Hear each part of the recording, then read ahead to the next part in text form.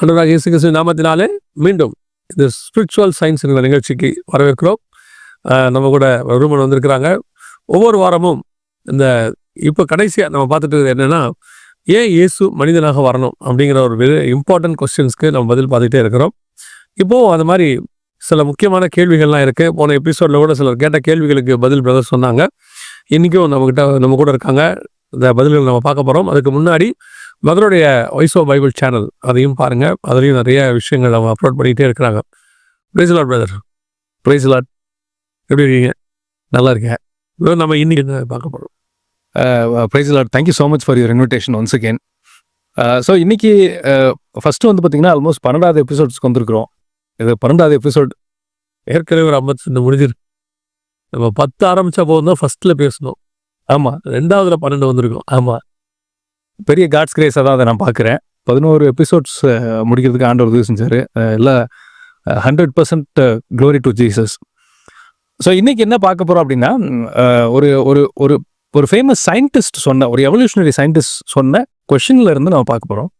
பரிணாம வளர்ச்சி கொள்கையை உடையதான ஒரு அறிஞர் சொன்னது. ஆமாம், ஒரு விஞ்ஞானி சொன்னது. இதே கொஷனை ஏன் அப்படிங்கிற இன்னும் ஸ்பிரிச்சுவல் ஆஸ்பெக்டில் ஒரு கமெண்ட்லிங் ஒருத்தர் கேட்டிருந்தாங்க.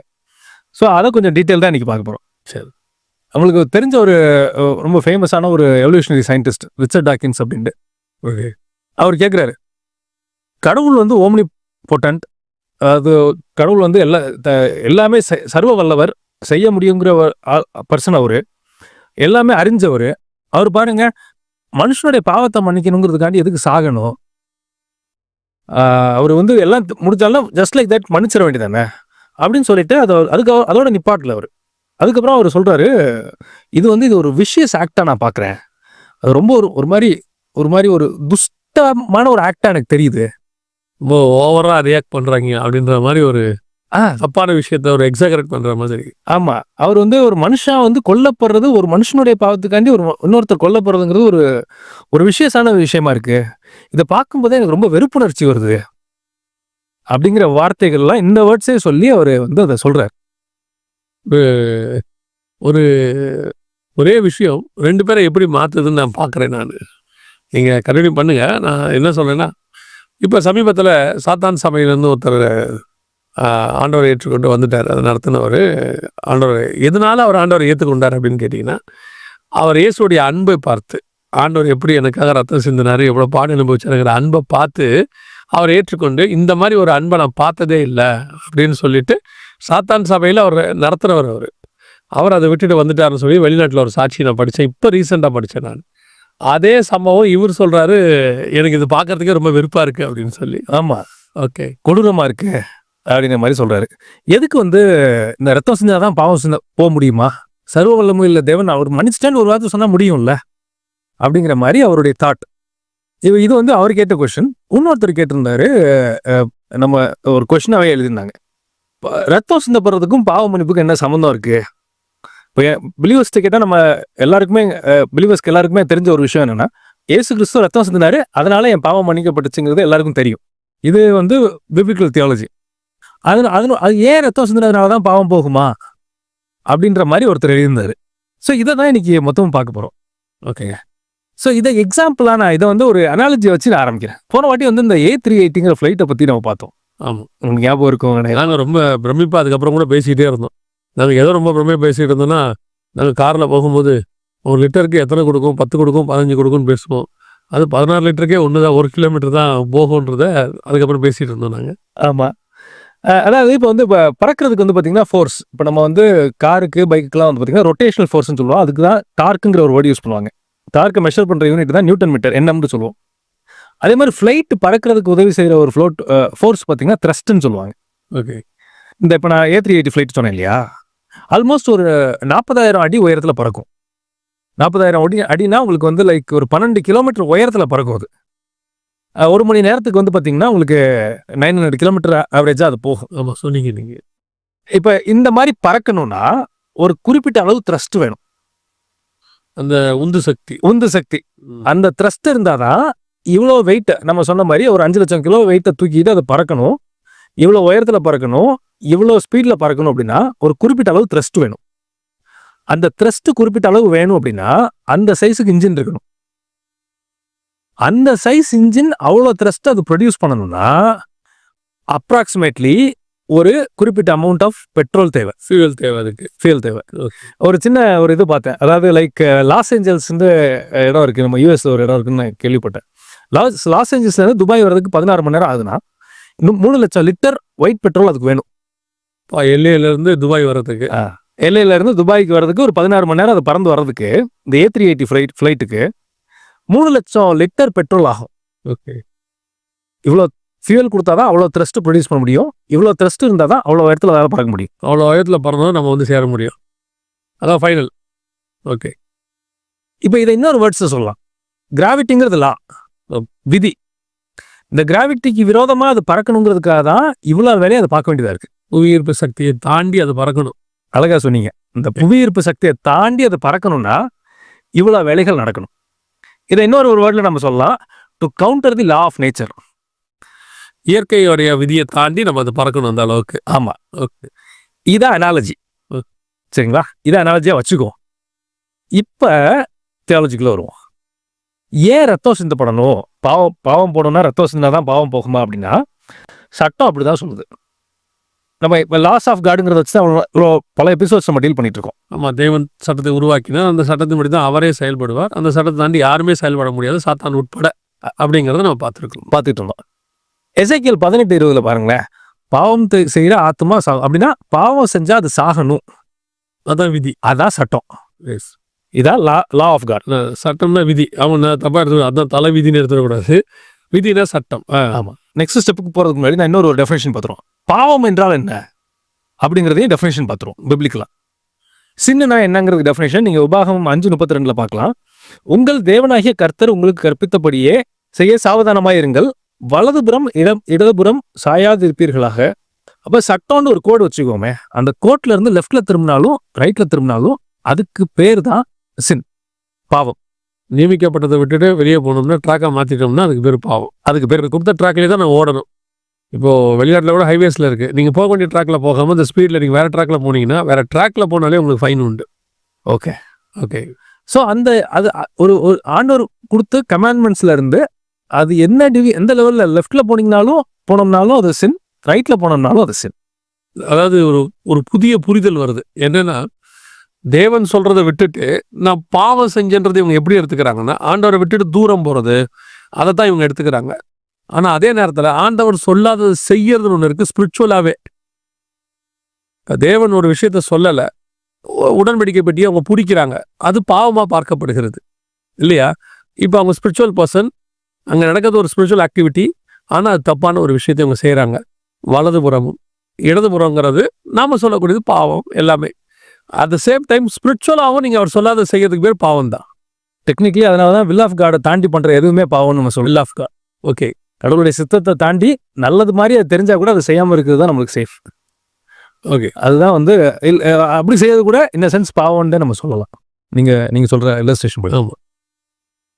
ஸோ இப்போ இது இருக்கு, இதுதான் சின்னுக்கு டெஃபினிஷன், பாவத்துக்கு டெஃபினிஷன்.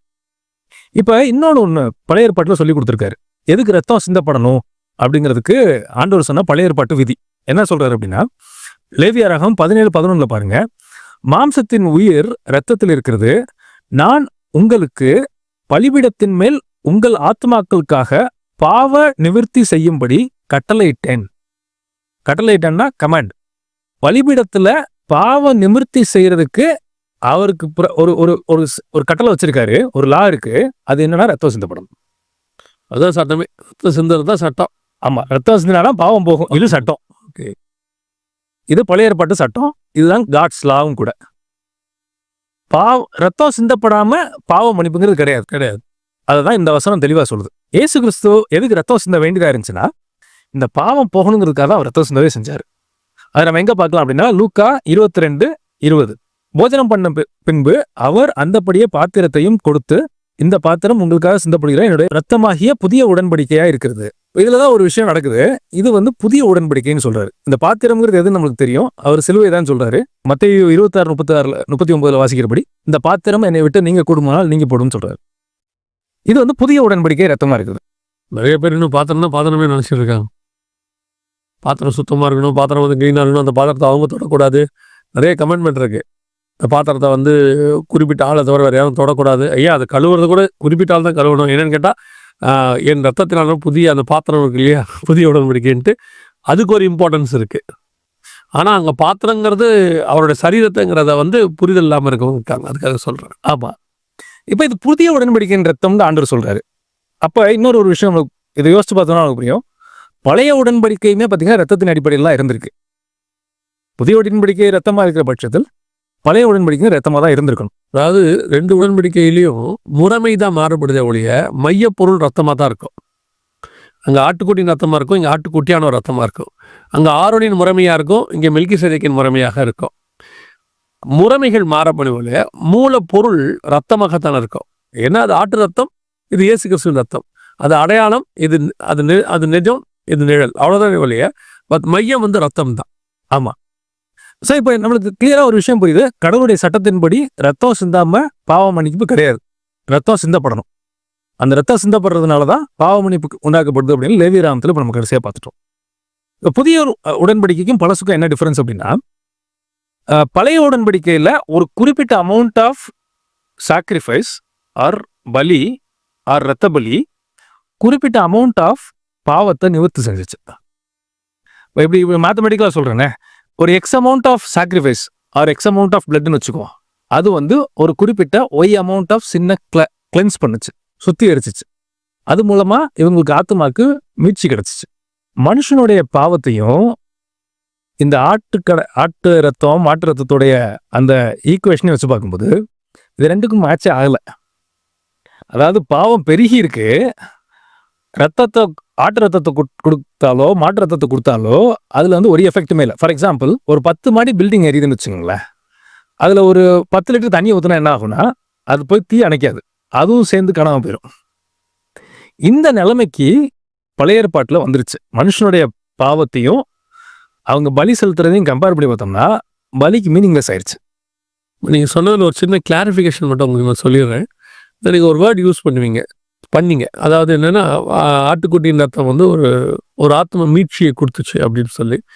ஆனால் வசனத்தின்படி ஆட்டுக்குட்டியின் ரத்தம் மீட்பை கொடுக்காது, இயேசு கிறிஸ்து ரத்தம் தான் வரும். ஆனால் அதில் ஒரு மீட்பு இருந்துச்சு. என்ன மீட்பு இருந்தது அப்படின்னு கேட்டிங்கன்னா, நியாயப்பிரமாணத்தின் முறைப்படி ஆட்டுக்குட்டியின் ரத்தத்தினாலே கழுவப்பட்டவர்கள் தாழ்ந்த பாதாளத்துக்கு போகாமல் மேல் பாதாளத்துக்குள்ளே இருந்தாங்க. ஸோ அந்த ஐஸ்வர்யவான் ஆபிரகாம் லாசரு சம்பவம் இருக்கு இல்லைங்களா, இவங்க அங்கே போனதுக்கு காரணமே ஆட்டுக்குட்டியின் ரத்தம், நியாயப்பிரமாணத்தினுடைய விதிகளின்படி அவங்க பர்ஃபெக்டாக இருந்தவங்க, விசுவாசத்தினாலே நற்சாட்சி பெற்றவர்கள் அப்படின்னு சொல்லி எபிரேயர் 11:39 இருக்கு. ஸோ இவர்களுக்கு ஒரு மீட்பு இருந்துச்சு. அதனால தான் இவங்க ஜீவனுள்ள ஒரு தேசத்துக்கு போகிறாங்க அப்படின்னு சொல்கிறார் இயேசுவே சொல்லும் பொழுது. இப்போ பொதுவாக ஜனங்க என்ன புரிஞ்சுப்பாங்கன்னா, ஆத்ம மீட்புனா பரலோகத்துக்கு போகிறத பற்றி நினச்சிப்பாங்க. ஸோ இவங்க எல்லாமே மேல் பாதாளத்துக்கு போனாங்க, ஆனால் தாழ்ந்த பாதாளத்துக்கு தப்பு வித்தாங்க. அதனால தான் சங்கீதக்காரர் சொல்கிறார், தேவரீர் ஆத்மாவை தாழ்ந்த பாதாளத்திற்கு தப்பு வித்தீர் அப்படின்னு சொல்கிறாரு. ஆனால் அவங்க ஆத்மா தான் பாதாளத்துக்கு தான் போச்சு, மேல் பாதாளத்துக்கு. ஏன் தாழ்ந்த பாதாளத்துக்கு போகலை? நீதி அவங்களுடைய அந்த போகாமல் தடுக்கிறதுக்கு மிக முக்கியமாக ஒரு ரத்தம் இருந்தது. எதுன்னு கேட்டிங்கன்னா, ஆட்டுக்குட்டியின் ரத்தம், நியாயப்பிரமாணத்தினுடைய ரத்தம். ஆபிரகாம் விருத்த சேதனம் அந்த ரத்தத்தில் இருந்து ஆரம்பித்து ஆட்டுக்குட்டி ரத்தம், நியாயப்பிரமாண ரத்தம் வரைக்கும் இருக்குது. இப்போ புதிய ஏற்பாட்டில் இப்போ நீங்கள் என்ன சொல்ல வரீங்கன்னா, அந்த காலகட்டத்திலேருந்து இயேசு கிறிஸ்து வருவதுக்குள்ளே பார்த்தா பாவம் இன்க்ரீஸ் ஆயிடுச்சு. மனுஷன் நியாயப்பிரமாணத்தை வச்சுக்கிட்டு பாவம் செய்ய ஆரம்பிச்சிட்டான். நியாயப்பிரமாணம் பாவம் செய்யாமல் இருக்கிறதுக்காக தான் வந்தது. அவன் நியாயப்பிரமாணம் இருக்கிறதுனால நல்லா பாவம் செய்ய ஆரம்பிச்சிட்டான். ஆடு இருந்தால் போதும், நம்ம என்ன வேணால் செய்யலாம், புறா குஞ்சு இருந்தால் போதும், என்ன வேணாலும் செய்யலான்ட்டு. ஸோ இப்போ இந்த பாவத்துக்கு இந்த ரத்தம் பத்தாது, இது பெரும் பாவமாக மாறிடுச்சு. ஸோ ஆட்டுக்குடி ரத்தம் மீட்க முடியாதுன்னு சொல்கிறீங்க நீங்கள். ஆமாம், ஓகே. அதான் நீங்கள் சொல்கிறபடி இன்னும் கொஞ்சம் நான் புரிஞ்சுக்கிட்டதை சொல்கிறேன், நீங்கள் கரெக்டானு சொல்லுங்கள். ஒரு பார்ஷியல் சான்டிஃபிகேஷன் அது கொடுத்துச்சு, பார்ஷியல் சுத்திகரிப்பை அது அதால் முடிஞ்சதுக்கு ஏதோ ஒன்று பண்ணுச்சு. அது சட்டத்தின் அடிப்படையில். இப்போ இயேசு கிறிஸ்து ஏன் பலியாகணும் அப்படின்னு நிறைய பேர் கேட்பாங்கல்ல, அதுக்கு நாலேஜ் பார்ப்போம். சங்கீதம் 147:5, நம்முடைய ஆண்டவர் பெரியவரும் மகா பலமுள்ளவருமாய் இருக்கிறார், அவருடைய அறிவு அளவில்லாதது. இதில் நான் ஹைலைட் பண்ண விரும்புகிற வேர்டு பார்த்தீங்கன்னா அளவில்லாதது. அது இங்கிலீஷில் எப்படி இருக்கும்னா, his understanding is infinite. KJV வெர்ஷனில் இது இப்படி தான் இருக்கும், இன்ஃபைனைட்னு இருக்கும். அப்போ ஞானம்ங்கிறது அவருடைய தன்மைகளில் ஒன்று, இல்லாட்டி அவருடைய ஆட்ரிபியூட்ஸில் ஒன்று. அது இன்ஃபைனைட்டாக இருக்கும் பட்சத்தில் அவருடைய எல்லா ஆட்ரிபியூட்டுமே இன்ஃபைனைட்டாக தான் இருந்து ஆகணும். obviously அது இன்ஃபினிட்டா இருக்குன்னா அவரும் இன்ஃபினிட்டா தான் இருக்கு. இன்ஃபினிட்டா தான் இருக்கும். அவருடைய ஞானம்ங்கிறது இன்ஃபினிட், அவருடைய பவர்ங்கிறது இன்ஃபினிட், அவருடைய எக்ஸிஸ்டன்ஸுங்கிறது இன்ஃபினிட், அவருடைய ஆட்ரிபியூட்ஸ் தன்மைகள் எல்லாமே பார்த்தீங்கன்னா அளவில் அடங்காதது அல்லது இன்ஃபினிட். மேத்தமெட்டிக்கலா சொல்லணும்னா இன்ஃபினிட். ஓகே. இப்ப இயேசு கிறிஸ்து பலியாக வராரு. அவருடைய ஞானம் இன்ஃபினிட், அவருடைய பவர் இன்ஃபினிட், அவருடைய எக்ஸிஸ்டன்ஸ் இன்ஃபினிட். அப்ப அவருடைய சாக்ரிஃபைஸ் இன்ஃபினிட் தானே? ஆமா. இருந்தாகணும். ஆமா. அந்த ரத்தத்தினால வரக்கூடியது எல்லாமே இன்ஃபினிட்னா மீட்பு இன்ஃபினிட் தானே? மீட்பு இன்ஃபினிட் தானே? ஆமா. இதை தான் ஆண்டவர் பண்றாரு. இயேசு கிறிஸ்து வந்து இந்த புதிய உடன்படிக்கை ரத்தத்துல என்ன பண்றாரு அப்படின்னா, அவருடைய இன்ஃபினிட் ஆட்ரிபியூட் அதுக்குள்ள வருது. சட்டம் பழைய அதே சட்டம் தான். ரத்தம் சிந்தினா பாவ மன்னிப்பு போகும், அதாவது பாவம் மன்னிக்கப்படும், ஒரு மனுஷனுக்கு மீட்சி கிடைக்கும். அது பார்ஷலா கொஞ்சம் கொஞ்சமா இருந்தது பழைய ஏற்பாட்டுல. இயேசு கிறிஸ்துவின் ரத்தம் அதனுடைய ஆட்ரிபியூட் இன்ஃபினிட். இயேசு கிறிஸ்துவோட எல்லா ஆட்ரிபியூட்டுமே இன்ஃபினிட் தான். அப்ப இந்த ரத்தத்தினுடைய வல்லமையும் இந்த மீட்பின் வல்லமையும் இந்த கிருபையின் வல்லமையும் பார்த்தீங்கன்னா இன்ஃபினிட் ஆயிருது. சட்டம் அதுதான், ஆனா அதுல அப்ளை பண்ற வேல்யூ வந்து பார்த்தீங்கன்னா வேற. இன்னும் கொஞ்சம் லகுவா சொல்லிட்டு அவங்க புரியும்னு நான் நினைக்கிறேன். என்னன்னா, இப்போ இயேசு கிறிஸ்துனுடைய ரத்தம் ஆட்டுக்குடி ரத்தத்துக்கு என்ன டிஃபரன்ஸ்னா, இது இவர்களை பாதாளத்திலிருந்து, தாழ்ந்த பாதாளத்திலிருந்து, நரகத்திலிருந்து மீட்டு ஓரளவுக்கு கொண்டாந்து இவங்களை மீட்படைந்து மேல் பாதாளம் வரைக்கும் கொண்டாந்து நிறுத்திடுச்சு. ஆனால் அந்த ரத்தத்துக்கு நித்தியமான பரதீசிக்குள்ளேயோ பரலோகத்துக்குள்ளேயோ கொண்டு போகக்கூடியதான தன்மை இல்லாமல் இருந்தது. ஆனால் தேவன் இதை நித்தியத்துக்கு கொண்டு போக விரும்புகிறார், இன்ஃபினிட்குள்ள கொண்டு போக விரும்புகிறார். அப்போ ஆட்டுக்குடி ரத்தம் இன்ஃபினிட் இல்லாததுனால இன்ஃபினிட்டான ஒரு ரத்தம் தேவைப்படுகிறது, நித்திய ரத்தம் தேவைப்படுகிறது. நித்திய மீட்பு, நித்திய கிருபை இதெல்லாம் தேவைப்படுது. அது வந்தாதான் இவங்க நித்தியத்துக்குள்ள போய் வாழ முடியும். ஸோ அதை வச்சுக்கிட்டு இருக்கிற அல்லது அதை பிரமாணமாக எழுதுன, அதை சட்டமாக எழுதுன தேவன் அந்த ரத்தத்தை கொண்டு வந்து கொடுத்தாதான் இவங்களை இன்ஃபினிட்டுக்குள்ளே கொண்டு போக முடியும். கரெக்ட், அக்யூரேட்டா சொன்னீங்க. அதை கொடுக்கறதுக்காக அவர் வந்தார். ஆமா. ஏன் இயேசு கிறிஸ்து ரத்தம் சிந்தணும்னா, இவங்க இன்ஃபினிட்டா இருக்கணும், நித்தியமா இருக்கணும், அளவில்லாத அளவுக்கு இவங்க இருக்கணும்னா, தான் அளவில்லாத கிருபை உடையவர், அளவில்லாத அன்பு உடையவர், அளவில்லாத நேரத்தை உடையவர், அளவில்லாத மீட்பையும் கொடுக்க விரும்புகிறார். அது அவரால் மட்டும்தான் முடியும், அந்த ரத்தத்தால் மட்டும்தான் அது முடியும். அழகா சொன்னீங்க, பெர்ஃபெக்டா சொன்னீங்க. ஸோ அதுக்காக தான் இயேசு ரத்தம் சிந்த வந்தார் கீழே. அதனாலதான் வசனம் சொல்லும், இயேசு கிறிஸ்துவின் ரத்தம் சகல பாவங்களையும் நீக்கி சுத்திகரிக்கும். சகலங்கிறத நான் எப்படி புரிஞ்சுக்கிறேன்னா, அதுக்கு அளவே இல்லை, அதுக்கு வந்து ஒரு மெஷர்மெண்ட்டே கிடையாது. யாரா இருந்தாலும் ரட்சிக்கப்படுறதுக்கு புதிய ஏற்பாட்டுல கிருபையின் பிரமாணத்துல ஒரு வழி ஓப்பன் ஆகுது. யாரா இருந்தாலும் ரட்சிக்கப்படுவார். ஆமா, அருமையான வார்த்தை. யாரா இருந்தாலும் ரட்சிக்கப்படுறதுக்கு ஒரு அழகான ஒரு வழியை ஓப்பன் பண்றாரு ஆண்டவர். இதுதான் பழைய ஏற்பாட்டுக்கும் புதிய ஏற்பாட்டுக்கும் இருக்க வித்தியாசம். பழைய ஏற்பாட்டுல ஒரு மனுஷனுடைய ஃபார் எக்ஸாம்பிள் கணக்கெடுக்கும் போது ஒரு பலியிட்டு அவங்க மீட்டுக் கொள்ளணும்னு இருக்கு பழைய ஏற்பாட்டுல. புதிய ஏற்பாட்டுல இவர் இன்ஃபினிட் ரத்த சிந்தின உடனே அதுக்கு மேல பலிங்கிறதுக்கே மீனிங்லெஸ் ஆயிடுச்சு. அது பலியுமே இன்ஃபினிட் ஆயிடுச்சு. அதுக்கப்புறம் எத்தனை பேர் வந்தாலும் ரட்சிக்கும். அது ஒரு ஆட்டுக்குட்டியை கொண்டு போய் ஒருத்தர் நியாயமரில் கொடுக்குறாருன்னா அவர் பாவம் மட்டும்தான் மன்னிக்கப்படும் இல்லையா? புறா கொஞ்சம் கொடுக்குறான்னு அவர் பாவம் மன்னிக்கப்படும். ஆனால் இவர் ஒருத்தருடைய பலியானது எத்தனை பேர் வந்தாலும் மன்னிக்கப்படும். ஆமா, எத்தனை கோடி பேர் வந்தாலும். ஏன்னா இன்ஃபினிட் சென்னுங்கிறது ஒன்று உலகத்துல கிடையாது. ஓகே, அது ஒன்னே ஒன்று தான் இருக்கு. அதை ப்ராப்ளி 2 எபிசோட் தள்ளி பார்க்கலாம். ஆனா கிருபையின்படி எவனா இருந்தாலும் அவன் என்ன பாவத்துல இருந்தாலும் அவன் ரட்சிக்கப்படுறதுக்கு வாய்ப்பு உண்டு. இப்போ இதுல இருந்து ஒன்று கேட்பாங்க, அப்ப நான் பாவம் செய்யலாமா? நான் அதை கேட்கணும்னு நினைச்சேன். ஏன்னா இப்போ ஒரு டீம் ரெடி ஆகிருக்கும் அந்த வசனத்துக்கு, அந்த கேள்விக்கு நீங்களே கேட்டீங்க. இது அடுத்த எபிசோட்ல அதை நம்ம இன்னும் கொஞ்சம் டீட்டெயில்டாக பார்ப்போம். அது டெஃபினட்டா அதுக்கு ஆன்சர் பார்ப்போம். ஆனால் பாவம் செய்யக்கூடாது. ஆமா, மீட்பு இருக்குன்னு இருந்துக்கிட்டு ஆனால் ஆண்டவர் தானே மன்னிக்கிறாருன்ட்டு அவங்க என்ன செய்யக்கூடாது? அது வந்து தைரியமா செய்யக்கூடாது. அது டெஃபினட்டா கூடாது. அது ஏங்கிறத நீங்க அடுத்த இதில் சொல்வீங்க. அது அடுத்ததுல நம்ம டிஸ்கஸ் பண்ணலான்னு பார்க்குறேன். ஓகே, என்னோட கேள்வி என்னன்னா, இப்போ நம்ம ஒரு எக்ஸாம்பிள் பார்த்தோம்ல, அந்த எக்ஸாம்பிள் எப்படி கொண்டு வந்து நம்ம இணைக்கிறோம்? இப்போ என்ன அப்படின்னா, லாஸ் ஆஃப் பிசிக்ஸை டேக்கிள் பண்றதுக்கு இவ்வளோ த்ரஸ்ட் உங்களுக்கு தேவைப்படுது. இதுல லாஸ் ஆஃப் காடை சாட்டிஸ்ஃபை பண்றதுக்கு இந்த ரத்தத்தினால மட்டும்தான் முடிஞ்சு. இதுல இருந்து 2 விஷயம் நம்ம புரிஞ்சுக்கணும். பாவம் அவ்வளோ கொடியது. சின்னுங்கிறது அவ்வளோ அது ஒரு ஜோக்கான விஷயமே கிடையாது. கடவுளே வந்து ரத்தம் சிந்துற அளவுக்கு ஆக்குனுச்சுன்னா அந்த பாவம் எவ்வளோ, அதோடைய வீரியம் எவ்வளோ இருக்கும் பாருங்க. அதனால்தான் அதோடைய மரணமே ஒரு கூரை எங்கேன்னு கேட்பாரு அவர். ஆமா, அந்த ஷார்ப்னஸ், அந்த குத்தம் அது கடவுளே வந்து அழுக வச்சிருக்கிறது. கடவுளே வந்து உயிரை கொடுக்க வைக்கிற அளவுக்கு மோசமான ஒரு விஷயம் தான் பாவம். இதுல 2 விஷயம் நம்ம புரிஞ்சுக்கணும். எந்த அளவுக்கு அவர் நம்ம நேசிச்சிருந்தாருன்னா, எந்த உயரத்திற்கு நம்மளை கொண்டு போக பிளான் பண்ணியிருந்தாருன்னா, அவருடைய ரத்தத்தையே கொடுக்க வேண்டியது நிபந்தனையா இருந்திருக்கும், ரெக்குவயர்மெண்டா இருந்திருக்கும். இப்போ நீங்கள் சொல்கிறது நான் இப்படி புரிஞ்சுக்கிறேன்னு வச்சுக்கோங்களேன். சரியா இப்போ நீங்கள் சொல்லுங்கள் எனக்கு. இப்போது ஒரு குறைஞ்ச அளவுக்கு ஃபியூவலை போட்டு ஒரு குறைஞ்ச அளவுக்கு இன்ஜின் உள்ள ஒரு குறைஞ்ச அளவுக்கு உள்ள ஒரு விமானம் ஒரு குறைந்த டிஸ்டன்ஸ்க்கு பறக்கும், சின்ன விமானம்.